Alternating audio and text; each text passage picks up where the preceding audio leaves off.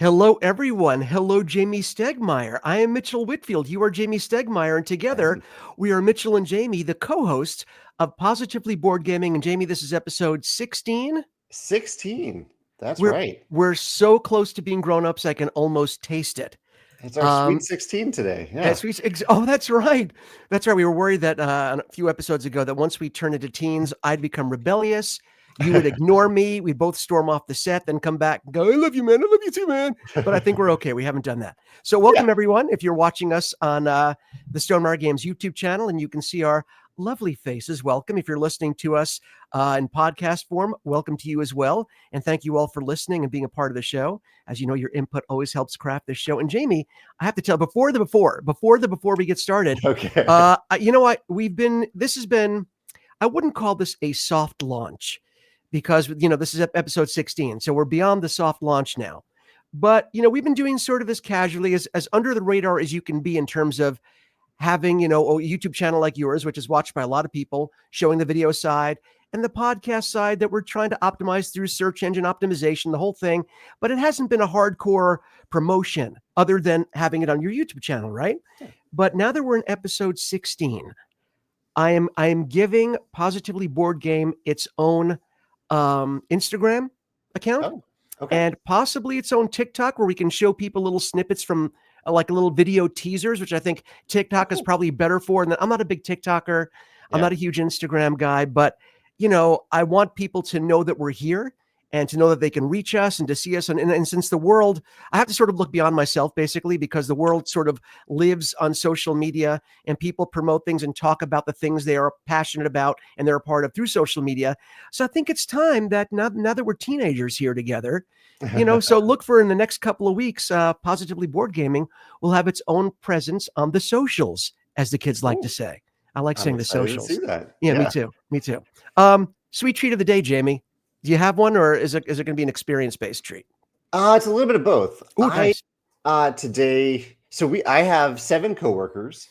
A few of them are in St. Louis. The rest are across the U.S. And one of them, who lives in Florida. There's one that basically no one else at the company has met. I have met her. I went to college with her, so I knew her a little bit in college through some mutual friends. Okay. Christine, our graphic designer, she was coming through town today with her family, and so I got to have lunch with my three delightful coworkers who are in St. Louis and Christine, who I hadn't seen in a while, and she has met virtually, these coworkers, but never met in person. So it was delightful to see everyone, not everyone at the company, not everyone was here, but everyone who could be here at the lunch was there. And that is cool. It was really fun to come together. And we had some good food too. I had crab cake hush puppies at Modern Brewery in St. Louis. Wow. So is that like double deep battered fried? Like, is it double fried if it's a hush puppy? It might be double fried if it's a hush puppy. Yeah, I think it's at least fried once. Yeah, it's got at least one good fry in there. At least one good fry, yeah. And the crab bits were inside the hush puppy. It was very good. Yeah, had some hot honey on it. It was very, very good. Oh, that sounds so good. You always tease me. I shouldn't even ask you anymore because I always get hungry mid-podcast. And as soon as the podcast's over, I just go and stuff. It's Jamey's fault. He took food. Stuff in my face like an animal. What about you? Do you have a sweet treat? Yeah, there's a sweet treat. I think we might have talked about this before, and if we did, it's rearing its ugly head yet again. I remember that you had your sweet treat from P.F. Chang's, I think it was the Great Wall. What was it? The Great Wall of Cake. I think. The Great Wall. That's very funny. So my Cheesecake Factory version is Linda's Fudge Cake, which is one of the better chocolate cakes around. And they make their own fresh whipped cream. I think I might have mentioned it before. So we ordered in last night. We ordered in from Cheesecake Factory. And, I sort of snuck in the cheesecake in the order. My daughter was like, you ordered the cake, didn't you? I'm going to have to have some. And she was like, happy and angry. Put it in there. Yeah. It's like, I can't control this. It's like free cake for everyone who orders today. It's a crazy phenomenon. So she was happy and angry at the same time. She was hangry. So we all shared the cake. And that cake is just, and it's a huge portion too. I fantasize about one day, like just buying, you can buy whole cheesecakes from them as well, but which I've done before for events that we've had, but I've never purchased an entire Linda's Fudge Cake, which I'd imagine is the size of my torso. The pieces are like, it's banging the microphone. I'm so excited. It's like, it's about 15 inches tall and, it's diameter of like 18. It's like a crazy big cake just for fun. When we have some, enough people over to warrant it where it won't be wasteful. I have to do that at some point. So yes, Linda's Fudge Cake, treat of the day. Nice. I have a before we start, but you have go one as for it. well, don't you? Go for yours. Yeah, I'm curious to hear yours. Mine, it's almost a Oh, no. two-parter. Mine is like, there's my real one and my sub one. Or let me give my sub one first, because I know you don't Okay. like putting too much Stonemaier stuff here. I need to know because, as you know, hold on. That's the sound of me sliding my very sophisticated desk chair away from my very sophisticated mic. Don't I sound wonderful now? So I've had, again, these Vantage coins since they were available.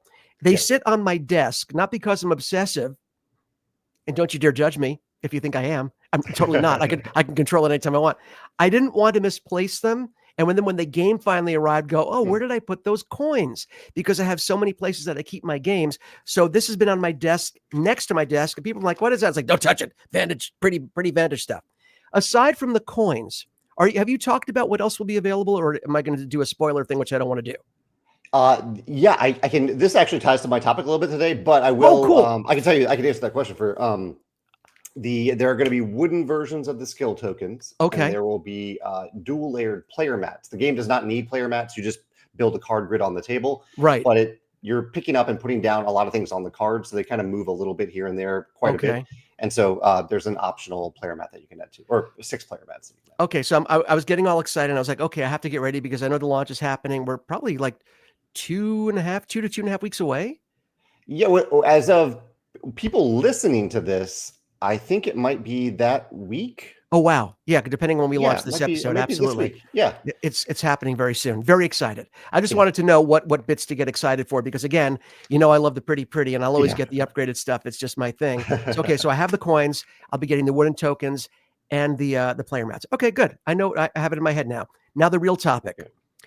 Finished Kinfire Chronicles. Finished the last chapter of the game. Yeah, Jamey, right. I think this is a must play for you, even if it's something that you just try the first couple of of quests, and then I'm pretty positive you will come back to it. It's one of those games that grabs you. It's funny, all the things that I said that I loved about Descent Legends of the Dark. Yeah. This game does that and more without the use of an app, which is why people say, well, you didn't need the app in the first place, even though I think there is a place for certain apps in certain games. In this one, it's all analog. But I love games that have, and tell me how you feel about this. I love games that have, some people call it the ripple effect. Some people call it the butterfly effect. When something happens in a game, like one of my favorite video games of all time is The Witcher 3. And one of the things I loved about The Witcher 3, aside from the fact there was fantasy and there was combat and you had one sword that, to fight creatures, one sword to fight people, it was really cool. But there were ramifications for things you didn't do throughout the game. If there was a person that was asking for your help or begging for money and you just politely said, I can't, no, thank you. Hours and hours later in the game, the narrator would come on and say, because you didn't help that person, he ended up coming back here and then killed someone in your party. Crazy stuff would happen. Yeah. This game, it does. And again, this is like a deck building adventure game. It does something very similar where, depending on your actions, there's so many choices you make in every quest that you go. Sometimes some seem so inconsequential, but they have meaning. They will get you benefits. They will get you rewards that those characters will or maybe won't come back in future, little episodes or side quests. And they do such a great job of tying up the narrative that leads up to this climactic, just amazing ending to the game. And it totally made the experience that much even better. So that was my before we start. I did finish, Kinfire Chronicles. I suggest if you like deck builders, fantasy adventure, imagine that all rolled up into one game. And it was beautiful. It was a beautiful experience. And I had a blast. So now on to you before we start. To hear that. And that reminds me a lot of role player adventures. Yes, role player adventures did something very similar with that, and that a lot of consequences and characters that came back and really great connectivity. Yeah.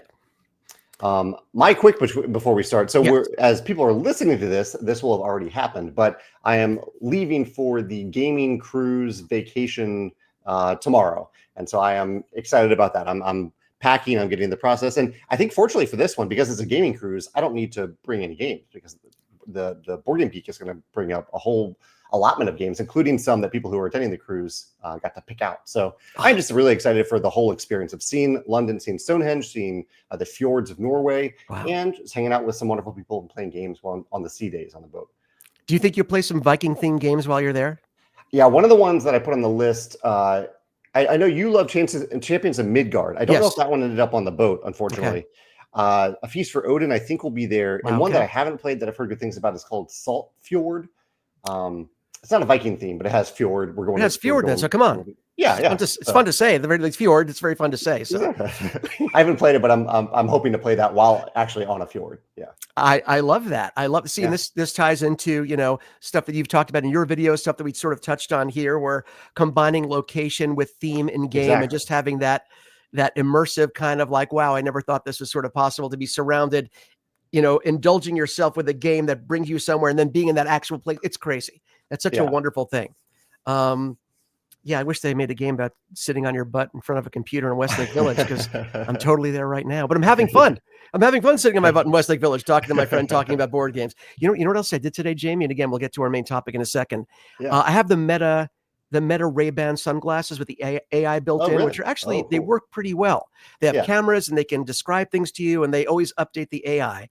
And I said, you know, hey, META, I don't want to trigger anyone's, you know, digital assistant if I don't have to. Hey, META, what's Positively Board Gaming? Just to see, you know, what kind of traction it had on it. And the very pleasant voice, Positively Board Gaming is a podcast all about the board game hobby and industry, hosted by Jamey Stegmaier and Mitchell Whitfield. Really? It talks about, wait, it went on. It didn't stop. It's like, it talks about the emotional side of gaming, games you may enjoy playing. And I was like, with the smoothest kind of voiceover, I was like, this is beautiful. We've made it. Digital Man knows all about us. It was just really cute. So I thought that was really cool. So that was really cool. Yeah. So if you have any Meta Ray-Bans, go ask about Positively, even though you probably already know because you're listening to us. It's fun. He gives us a nice little narration. It was really cute. So Jamey and I, as we both talked about at different points in the show, we each pick a topic. I don't know what Jamey's going to talk about. Jamey doesn't know what I'm talking about. And we're going to start with Jamey. I'm going to put you on the spot. Okay. What is your thought of the day? What is it? Well, you segued a little bit into it earlier while talking about Vantage, because Vantage is a game that I've been working on for a long time, and I announced it back in April 2024, like officially announced it. And so my topic of today is, you talked about the emotional side of gaming, the idea of anticipation. And we talked about this a little bit on the podcast, games that we're looking forward to. But I am fascinated by the kind of the behavioral psychology of anticipation. The idea of looking forward to something. Like when I know that I'm going to a restaurant, maybe later in the week or even the next week, I like knowing that, and I like getting excited about it. I often look at the menu several times online in advance. Like I'm getting excited about what that experience might be, and then I get to have that experience. And I feel the same way about games, like or really any sort of media that I get excited about. I like what I call like the anticipation gap. Like when I learn about it, when I get to buy it, and then when I actually get to receive it, and the gaps between those are meaningful to me. But I also think as a publisher that it's very interesting to figure out how long those gaps should be. And so for Vantage, I announced it over a year ago. Usually that's far longer than I announce a game. Usually I announce it and then we start selling it about a month later. Right. And for Vantage in particular, recently, the media for Vantage, like media coverage for Vantage, started last Friday as of this recording. So it was about 2.5 weeks before the actual launch on our web store, which is a little bit longer than I'd usually have it be. But because I'm going on this trip to Norway, I wasn't going to be here to like update the website with that information. So I had to go a little bit in advance. So that to me is interesting as well in Vantage. Like, will that actually be a good thing that it's a little bit longer than normal? People have a little bit more time to get excited before they can buy it and then we'll ship to them. Or was that a little bit too short? And I want to bump over you a little bit and then come back to mention just 3 other games that I am anticipating and that I'm excited about that aren't Stonemaier games. I talked about that for this topic. But what do you think about this idea of anticipation and the anticipation gap? This is right in my wheelhouse. First of all, I can sort of remove myself from a situation, like remove myself as someone who's your friend who works with you and just look at something neutrally. As a fan of games, as a fan of Stonemaier games, and as a fan of you as a designer and the company and the ethic of the company and, you know, what Stonemaier stands for, I can tell you, just looking from the outside, it seemed perfect the way everything was handled because, number one, this was a huge game. You know, by any standard, it would be a huge game for anyone. The years that you put into this, the amount of cards, the amount of openness to this world, it's enormous. So I think people getting sort of a head start to wrap their head around what type of game this is was perfectly warranted. And also to sort of absorb everything that went into it from your end and what this game meant to you. So I think people knowing that, knowing sort of the weight, and I don't mean the difficulty, I mean sort of like the gravitas, what this game means to you and everything that went into it. I think having a little more lead time was important, not to mention the fact that during that time, it isn't like there was silence from you or from the company. Right. You were talking about through design diaries. You were talking about when, okay, let's talk about rules a little bit. Here's the complete rule book. Let me give you an idea of some components. I think the way that you meted out information over that time didn't make me feel like, wait a minute, he talked about this a year ago and now there's nothing. I'm either angry or I forgot about it, or I'm angry that I forgot about it. You know what I mean? So, and I know that all the things that you think about, like, well, if I wait too long, does that anticipation peak and then start to go down? And then we have to bring people back up with the excitement. How does that work? I don't think, at least me as a game fan looking, again, from the outside in, I didn't feel that at all. I thought it was done perfectly because I remained excited the entire time to the point where I was like, dude, just send me a game. And by the way, Jamey didn't. I'm buying my copies like everybody else. But I was like, I have been so excited and verbally excited about this game for so long. So yeah, I think I don't think it was a case of, man, start too early. And and again, excitement. And again, things that are palpable like that, they're so sensitive. And there's no science that explains, well, Jamey, if you wait 1.2 days later, you would have this reaction. There is no science for it. It's done by feel, right? And this felt right. It felt right to me as a game fan, waiting to see, what's coming next. And now the game's almost here, which I can't believe. So in that respect, I feel like you have nothing to worry about. But I do feel like, and again, I think I've talked to you about this when it comes to Kickstarters. Again, my preference for all Kickstarters would be the game is made. We're going to share stuff with you. Maybe we'll tweak a couple of things based on input. But basically, we're using Kickstarter to gauge the number of copies we should print. Which means the game will be out in the next 4 to 5 months, because basically we're going to print and then get it on the boat and get it to you. That would be my ultimate, because then I get excited about that. And during those 4 or 5 months, I'm reading rules, I'm looking at this, and it's not like, how many times have you gotten a game and go, oh, I forgot I ordered this. And then, you get excited again, but it's not the same. That it's not that you're on the edge of your seat getting, I rip open that box. You know what I mean? So yeah, I think Jamey, you handled it perfectly. You have nothing to worry about. But yeah, I get it. I am always intrigued by that excitement wave that, how our emotions, and again, so much of how we respond to things in life are shaded by our expectations. Expectations play into everything. So keeping that expectation or keeping that excitement high, I think people just were riding that wave. At least I know I was, and I'd be interested to hear what other people think. Especially specifically about Vantage. Do you feel like you had to wait too long? I don't. I certainly, actually, if you had to wait too long, don't tell us. Just tell us it was great. We want to hear great things. No, I'm kidding. Oh no, it's okay. No, I'm kidding. I'm teasing. But yeah, I mean, I'd love to hear what people think about that. Not just when it comes to Vantage, but games in general. Like, how important is that crest of excitement to people? And, how easily is it sort of thrown off? And what is it? Maybe what throws them off that path of excitement for a game? If it's announced too early, if you find out there are going to be delays, those are pretty common things. But I'd love to hear, as I'm sure you would, Jamey, how other people react to that too. I'm very curious to hear about that as well. And one way that I think about it with crowdfunding, because I do use crowdfunding as a backer, but if it does, and I don't mind. I think we've talked about this too. I don't mind if a project takes a really long time to fulfill. I often sometimes even forget about what I backed, and then a present shows up at my door. I'm happy for that. But the problem that I've encountered is that often when that project shows up at the door, I have forgotten why I was excited about it. And so I almost have to remember why I was excited about it. Whereas the system I use at Stonem Games tries to close that gap considerably.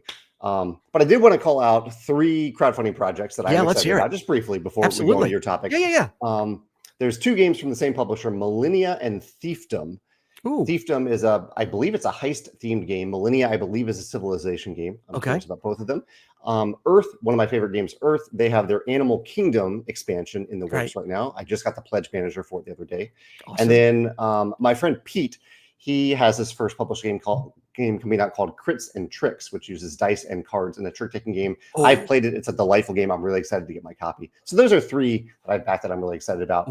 I'm like going to put you on the spot here. I know it's tough to remember this type of thing, but is there maybe one project that you know that you've backed that you're excited about? Yeah. I believe it or not, Wroth from Chip Theory Games is arriving today. Actually, it's out for delivery by UPS. It's coming today to my door.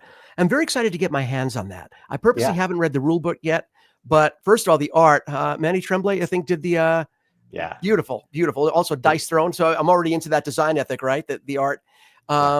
So I'm very interested to see their take on an area control. And the art is it's very psychedelic. It's really cool. It looks beautiful. And of course, Chip Theory, like Stonemaier, always has premium components. So it's real. I'm very excited about that. Tend from Ivy Studios is one that's, have you heard about Tend? Basically, it's like a farming, sort of like a farming sim, but done with dice and almost like lottery cards where you can scratch off the cards to expose certain things. So it's like you actually, it's not like a legacy thing, but each game you're scratching off to see what's underneath that.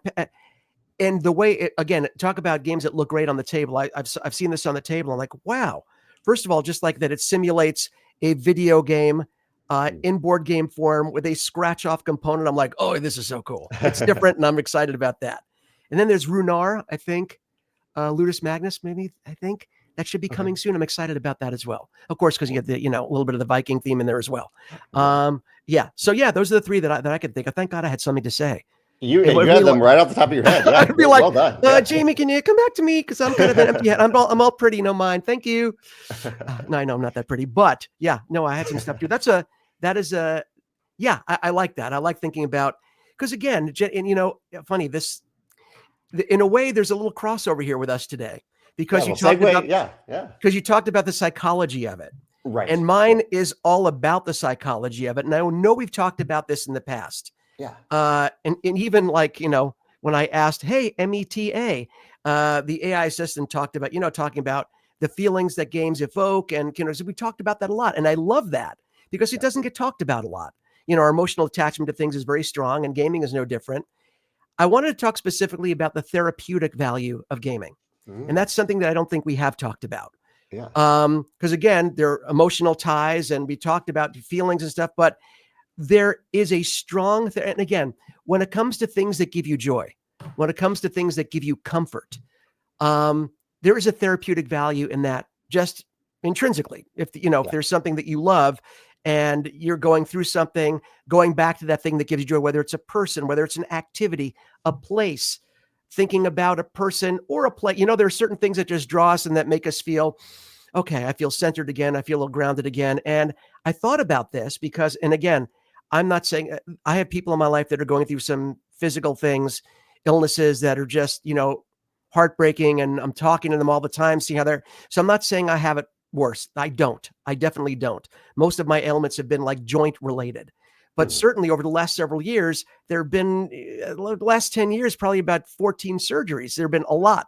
So during those times, we used to joke, we joked about it here on the show. We joked about it on your channel as well, just before we started working together, where I would love unboxing games. And yes, sometimes it took place when I was on pain medication. I will admit that. So it's definitely a different experience. I would prescribe pain medication right after surgery, by the way. But we used to joke about, oh, Mitchell's on his pain medication. He's got to unbox a board game. But it wasn't about that. It just so happened that the two were at the same time. But unboxing is not something that, I just, after a surgery, I had to unbox something. But whenever I was going through something difficult, and you think about just going through any sort of surgery or going through any sort of recovery, because some things take a year to recover from, 2 years to recover from. Physical therapy, you feel like a professional patient. I got depressed. I genuinely was depressed because I felt like, oh, how can I get out of this loop? So what did I do? I turned on the Stonemaier Games website and I watched Jamey talk about games, his favorite mechanisms, games that are coming out. I'd go and watch review videos from different, some great content. There were some great creators out there in the board game space that do some great stuff. And I found that it gave me such joy. It was such a distraction for me that, my wife would know, if I wasn't feeling great, or if I was like, okay, I had a tough day, or it wasn't a great day, because, your body reacts in different ways. You push too hard, you need a little rest. Okay, she's like, you know what? Why don't you just go inside, relax, get an ice pack, and watch one of your game videos? I'm like, yeah, it's a good idea. So I'd go inside and I'd watch one of my board game videos, and it gave me such a feeling of joy, and it was such a distraction. It made me feel connected to something, which again is something that we've talked about. but not necessarily in the therapeutic sense. So I'm wondering if other people have had, well, I'm sure there are other, when people are going through hard times, whether it's physical, emotional, you gravitate towards the things that give you joy. You have to. You have to, because you want a distraction from whatever you're going through, and to have that something to look forward to, that joyous thing to think about. But I wonder if other people have gone through this where they have had either one of your videos or someone else's video, or getting a game and unboxing it just to give them that joy as a distraction from whatever you're going through in your day to day. Because it's been like a huge, wonderful thing for me in my life. I was hoping to get emotional, but it's been really like super special to me. So for all of you, and Jamey too, who created those videos and did those unboxings that I watched, thank you, because it made me feel good. It made me feel, I won't say less alone, because I had my family here, but having that connection to the community, to the games themselves, amping up that anticipation for receiving my copy. And again, it's something silly. It's something, it's a board game, but at the end of the day, it's something that gives you joy. And if you have something like that in your life, and of course you always have your people, your animals, who are your people also. But it's nice that the board game hobby has also done that for me, and given me a lot to smile about over the last several years. You know what I mean? And do you have feelings like that? I mean, when you're going through something that's like gravitating towards something that gives you joy and just sort of recenters and focuses you and takes you away from thinking about, crappy stuff that you really don't want to be thinking about, Oh yeah. I love that you shared this. And I love that you mentioned a few different things that have brought you joy. You mentioned the friends and family, your pets, your animals, of course, yeah, and games. I think it's important that we have different sources of joy for not just different purposes, but different time, but really just different sources of joy. I think it's a good thing to have a diversity of that in our life. And I love that that games have been this for you, both in the playing of games, the unboxing of games, and gaming related content. I think it's something that you and I really connected over. One of the reasons we started this podcast is that we both enjoy when people speak enthusiastically and excitedly and positively about games. I won't go into the whole topic about, critics have a job to do and explain things that don't work and don't work, but it really does bring me joy when someone is just really excited about a game. I love listening to that, and it definitely uplifts me. Yeah. And one thing that came to mind as you were talking was, it was at Geekway, not this year, Geekway to the West. I think it was the last year. Geekway is definitely a source of joy for me, but it's also intense. I'm learning a lot of games over the course of 10 to 12 hours in a given day, interacting with a lot of people. I'm an introvert, so it takes a lot of energy for me to do so. And I remember last year, near the end of the day, I had the opportunity to learn a new game, and I just wasn't. I was really drained by that point. And my coworker Susanna, I think she happened to notice this, and she said, Jamey, we're about to play Wormspan. Do you just want to play Wormspan with us? And the invitation was lovely. I appreciate Susanna for that. But it was also lovely to sit down and play a game that I already knew, that I wasn't trying to play a new game so I could learn from it, create new content for it. I was just playing a game that I already knew and already loved, and could just melt into it and have a great time with that. Comfort food. It was comfort food, yeah. And so I think that I remember that moment and that game because it was just a delight to just relax and play a game instead of feel like I had to be on and actively learn a game. So I can that was one specific example, but I can absolutely relate to what you're saying. I'm glad you brought it up. No, thank you. And it's and again, we'd love to hear what everyone out there has to say about this. Is there a game? Because sometimes it's a particular game. It can even be a particular game that people have. Like you were talking about that experience. It happened to be Wormspan.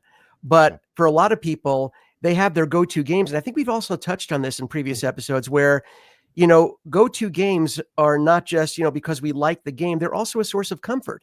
Yeah. It's sort of an ease that comes over you because, okay, this is familiar. My group already knows this, or even if your group doesn't know it, it's such a comfort game for you or comfortable for you. It's such an easy teach, and it's fun to share that comfort game with someone else. So it doesn't feel like, oh boy, I have to teach this. Let me make sure I'm doing everything in the order that's right so they get it. Because so even if you had to teach a game and it was one of your comfort games, it's a different sort of vibe than if you're teaching, something else. So I totally relate to that. And again, yes, we get kind of touchy-feely on this show. We talk about our feelings a lot, but what doesn't involve feelings and reactions, and when it comes to things that we like, things that we enjoy, and board games are no different. Board games are that people are passionate about many different things. And for Jamey and I, it's board games. I think you might be a little more passionate because it's actually your career. I just sit on the outside and go, oh, I like that. I want to play it. And Jamey's like, thanks. Can you give me 2 years to finish designing and leave me alone? I'm like, oh, sorry, Jamey. Is it done? Is it done yet? I gotta get the Fringe rights first, Mitchell. It takes time. Oh, you know what? I've still been thinking about that Fringe game. And I totally forgot that somebody could play as one of the observers. That could be like, that could be the Ronin. That could be sort of like the other character where you're just trying to, maybe they're trying to sort of manipulate both sides to get the outcome because the outcome has already been played out. They have to make sure it almost goes. Did you ever see the movie The Correction Bureau? I think that's the title of it. It's been a while, but yeah, I have seen Matt Damon and Emily Blunt. Yes. I absolutely adore that movie. And the premise is, everyone's life is predestined. And you're supposed to be on this track. And if you're not on the path that you're supposed to be, was it the Correction Bureau or the Adjustment Bureau? I think it's the Adjustment Bureau. I think, the Adjustment Bureau, and we never feel if they're like almost like heavenly sort of folk. You don't really know. I don't want to spoil it for anybody, but they sort of will get involved to just put you on the right path. And the observers and Fringe do the exact same thing. Someone could be an observer. Jamey, this has taken off. It has a life of its own. People, we want that Fringe game. So this was good. We talked about a lot of different stuff again, which brings me a lot of joy. And this was, I think, the closest that we've come in terms of both of our topics sort of like melding together nicely. Both had sort of that psychological or that sort of emotional reaction. And good job, Jamey. I think I'll keep you. Good job to you too, Mitch. I think I'll keep you. So please, like I said, let us know in the comments if you're watching on the Stonem Games YouTube channel. Let us know. Are there certain games that give you that comfort, that joy? Do you have reactions in terms of when you're excited about a game? Is there a certain point where, oh man, I wish they'd keep talking about it? And again, some of that's really hard when it comes to crowdfunding, where you won't get an update for 6 months to go, oh my God, what's happened to the game? So we'd love to hear what you guys think about it. And I'm very excited, Jamey, that next week or the next time we record will be episode 17. Yeah. So that means we can drive. Is that most states you can probably drive earlier than that, but I think 16 in Virginia was when we could get our driver's license. So we'll be 7. There's nothing really special about 17. 18 is more. 18 special. is a big one. 18 and 21, those are going to be big ones. I think I'll have to sort of like put some more. You'll have to put some like stubble on your face because God knows how long it would take to grow, but you have to put some like pencil in there, just like look at him. He's old, rugged teenage boy now. Thank you again for doing this, Jamey, and thank you all for listening. And I look forward to hearing and seeing all of you very soon. All right, take care, Mitchell.